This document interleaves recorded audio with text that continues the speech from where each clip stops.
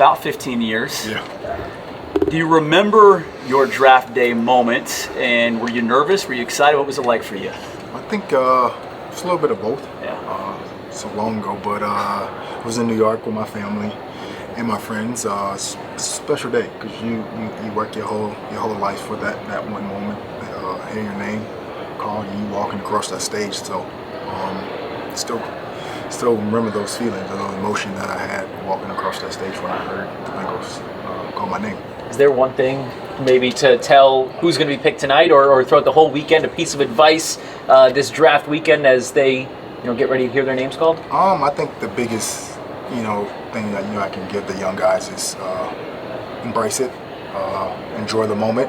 You only get drafted once, no matter first, second round, second day, third day. It's just a blessing to be called, your name be called, and you know where you're going to spend your next 4 or 5 years, and you work your butt off to get to that moment. So enjoy it. I imagine you stay pretty plugged in with this team still. Yeah. Are you aware of what they need? Do you have any thoughts, opinions on what they need or should get? Yeah, I'm always locked in on the Bengals for these last couple of years. With my GM skills, I think I'm gonna go edge rusher. Please let a player from Georgia be there so we can get one of those guys. So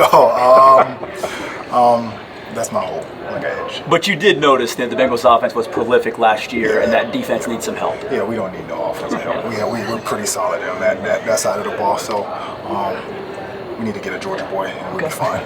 What did you think of the Bengals' decision to bring back T and Jamar both long term? I love it.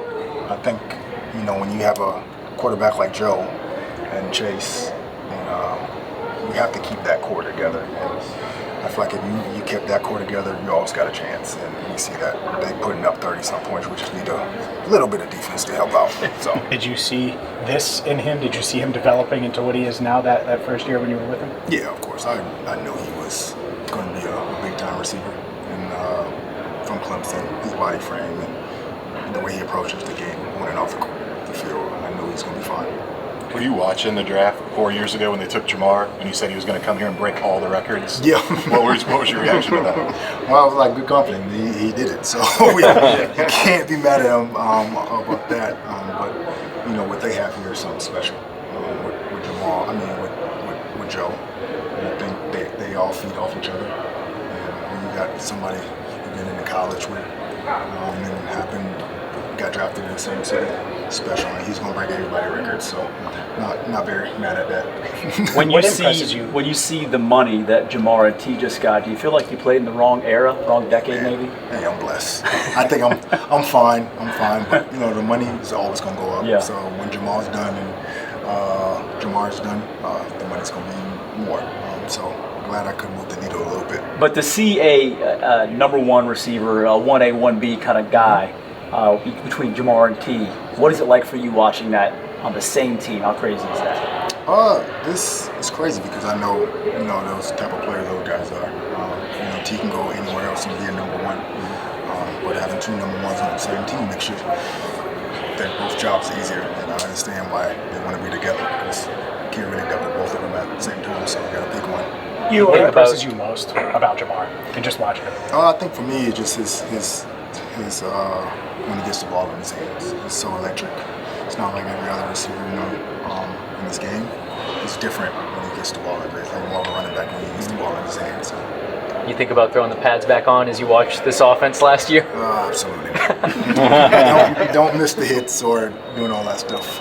I love it from the couch. As you reflected on it, what was the post-Cincinnati stage of your career like, and how did you feel about kind of the way it all wrapped up? I thought it was fine. I thought it was good. Like, I'm a person that, I always knew the business side, so I never took it personal. And I think that's, you take that approach, you'll be fine. And the Bengals changed my life forever. So there's no bad feeling. Mr. Brown had a great talk with him when I left. So it was never bad blood. I always knew when I was done I was going to retire at Bengals. So. Kind of real quick to follow up on that note, you came back for a game last year, you're here now, have you felt a priority kind of keeping that relationship going from their side and then with you as well in your post-playing career? Yeah, it was great because they always reached out, asked me if I want to do things, and for me, I'm always going to sit because they've been so good to me, and the Brown family's unbelievable. I just saw them today, had a good conversation with them. So it's always good to come back and help out. Do you believe that Joe Burrow, Jamar, T, that this Bengals team can win a championship? I think so. I think you've seen we got to the game. I think if we clean up some things, but I know the offense is going to be fine. I think when you have those three guys core, I think it gives us a chance every year. So as long as Joe here, what he says is always the window's always open. So I think we'll be fine. It's great. It's a great feeling. Makes you feel wanted, appreciated. But I never had no doubts about that.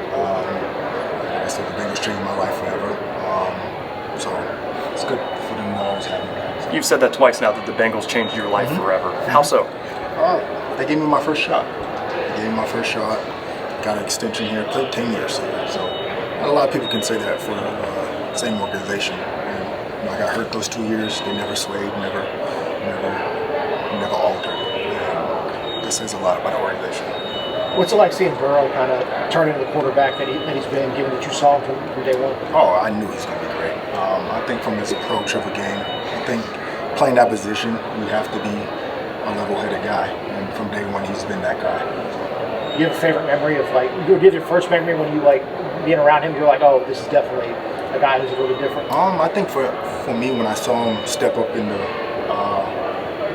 team meeting about social justice stuff, I think that's when I knew he was going to be special, because coming in as a young guy, you don't see young guys stepping up like that. So.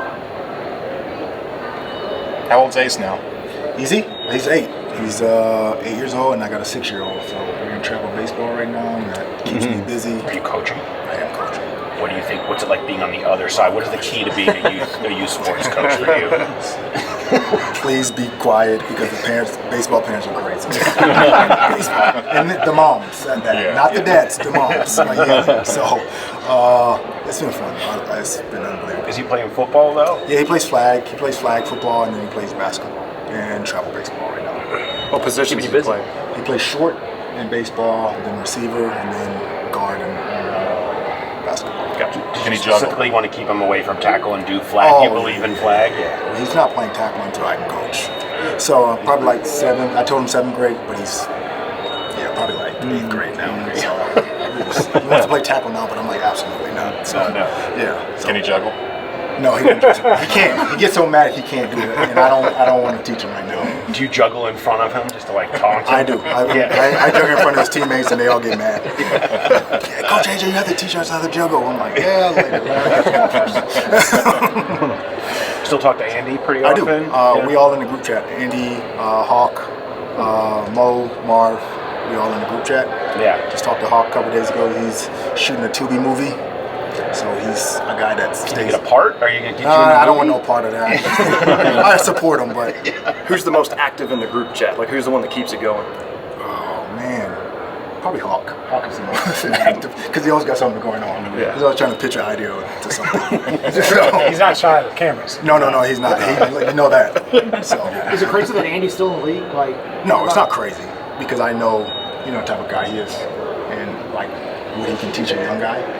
I see why you keep him around. Yeah. What does it say about him that he's been able to be in the league all these years after he left here? Man, it's just, I think Andy was probably one of the most underrated quarterbacks, because what he did here, I think a lot of people don't really appreciate what he's done. One of the smartest guy, nicest guy I've been around.